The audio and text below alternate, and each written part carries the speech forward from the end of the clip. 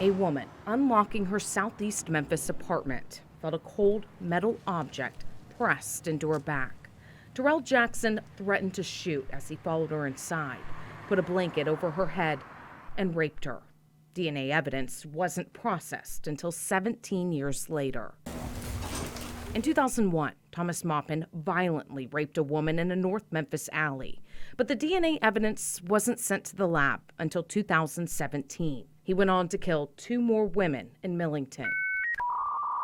The DNA from both men was in a national database called the Combined DNA Index System, also known as CODIS.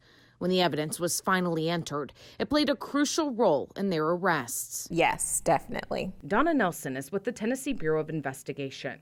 She says DNA evidence is submitted to their crime lab and then entered into CODIS, so it can be searched against DNA left at other scenes. It can also be compared to DNA from people who were arrested or spent time behind bars for certain crimes. It can rule out suspects and quickly generate matches, like it did with Jackson and Maupin. So the more samples you have in the database, the more crimes you can solve. Tennessee law requires those convicted of felonies and sex crime misdemeanors and those arrested for violent crimes to submit their DNA, so it can be uploaded into CODIS. But WREG investigators found out the law hasn't been followed for years. CODIS is missing DNA samples from across the state, leaving crimes unsolved and criminals walking free. How did they get through without giving their DNA? Do we know? It happens if you don't have a process in place that you're monitoring and you're making sure that the samples are being collected. It can fall through the gaps. The TBI predicts statewide there are 76,000 samples missing, dating back to 1998. A discovery Nelson says Memphis police brought to their attention. In the fall of 2019, the Memphis Police Department went to a national conference and spoke to the sheriff's office from Cuyahoga County, Ohio.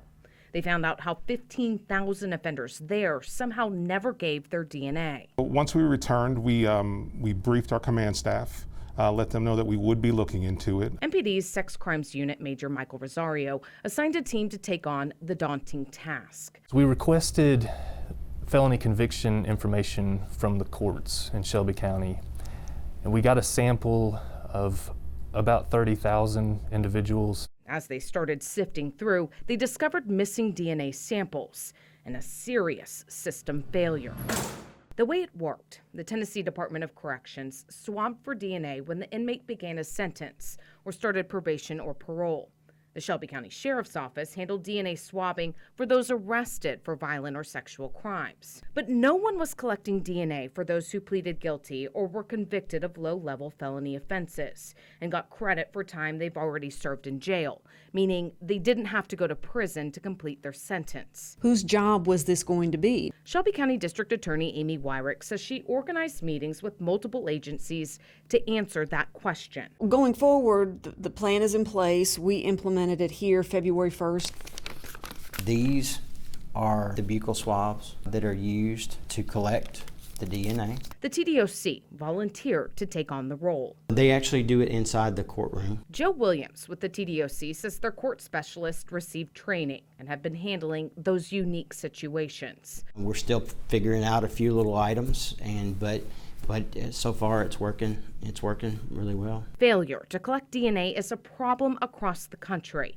In August, Washington State's Attorney General announced they were missing DNA from hundreds of sex offenders.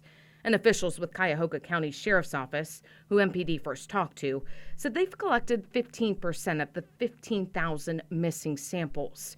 It generated 85 forensic hits from sexual assaults, burglaries, and even homicides. There's no telling what MPD has recovered so far. We submitted an open records request asking for the list of offenders who owe DNA, but we're told that information doesn't exist.